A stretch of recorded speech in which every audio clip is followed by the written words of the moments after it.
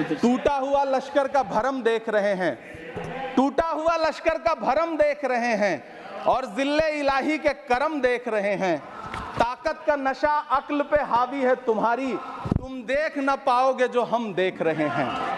महोदय, मैं वित्त मंत्री जी के संज्ञान में लाना चाहता हूं कि किशनगंज में एएमयू सेंटर के पास 224 एकड़ जमीन है। यूपीए सरकार ने सोनिया गांधी जी की अगुवाई में 136 करोड़ रुपए एएमयू किशनगंज सेंटर के लिए सेक्शन किए थे, लेकिन आपकी सरकार ने पिछले 10 साल में उस 136 करोड़ में से सिर्फ 10 करोड़ रुपया रिलीज किया है।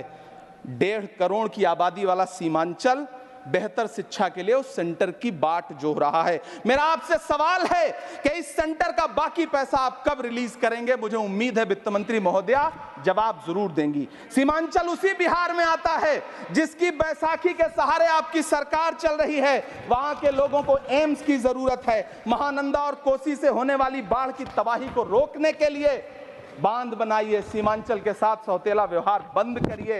इकोनॉमिक कॉरिडोर बनाने से किसी राज्य का विकास नहीं होगा, विकास होगा स्वास्थ्य और शिक्षा के बुनियादी मुद्दों के लिए बजट देने पर।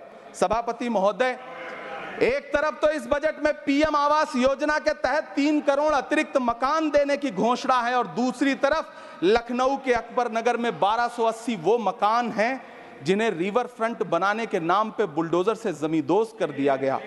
सभापति महोदय, लोग चीखते रहे, बच्चे बिलखते रहे, वसुधैव कुटुंबकम का नारा लगाने वाली सरकार इंसानों के घरौंदे उजाड़ कर जश्न मना रही है। सभापति महोदय, मेरा बहुत भावुकता के साथ देश के प्रधानमंत्री से सवाल है कि इन उजड़ते हुए मकानों और बेघर होते हुए घरों को देख करके आपको नींद कैसे आती है, आप सो कैसे पाते हैं? मेरा सवाल है इस देश के प्रधानमंत्री से, या तो लोगों के घरौंदे उजाड़ना बंद करिए या फिर करोड़ों मकान बनाने की झूठी घोषणाएं करना बंद करिए।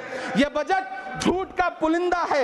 यह बजट आपके पिछले साल के बजट का कट कॉपी पेस्ट है। यह बजट हमारे चुनावी घोषणा पत्र की नकल करने की एक बेईमान कोशिश है। लेकिन कहावत है ना कि नकल के लिए भी अकल चाहिए। मेरे हाथ में एक तरफ न्याय पत्र है जो हमारा है और दूसरी तरफ अन्याय पत्र है जो आपका है।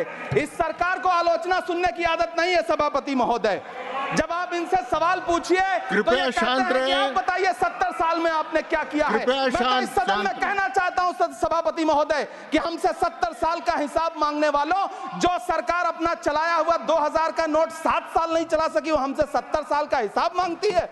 सभापति महोदय, मैं अंत में आपसे यह कहना चाहता हूं, यह बजट बैसाखी पर टिकी हुई सरकार का कुर्सी बचाओ बजट है। इस बजट में राज्यों के साथ, किसानों के साथ, नौजवानों के साथ, महिलाओं के साथ, देश के मिडिल क्लास के साथ अन्याय किया गया है और इस अन्याय का खामियाजा आपको महाराष्ट्र, हरियाणा और झारखंड के चुनाव में भुगतना पड़ेगा। सभापति महोदय, इस सरकार ने नोटबंदी लगाकर देश की आम जनता की पूंजी छीन ली। बैठे नहीं बोले, कृपया टैक्स लगा करके छोटे व्यापारियों के कारोबार छीन लिए, पेपर लीक करवा करके युवाओं की आंखों से नौकरी के सपने छीन लिए, अग्निवीर लाकर देश के जवानों की उम्मीदें छीन ली, बुलडोजर लगाकर लोगों के आशियाने छीन लिए, महंगाई लाकर देश की जनता की थाली से निवाले छीन लिए और नारा लगाया कि हम तो सेवक हैं, 18-18 घंटे काम करते हैं। इन्हीं लोगों के लिए किसी ने शेर कहा है कि जो सच और झूठ में दूरी है वो दूरी समझते हैं। सियासी हाकिमों की हम भी मजबूरी समझते हैं। वो अपना हक समझते हैं निवाला छीन लेने को।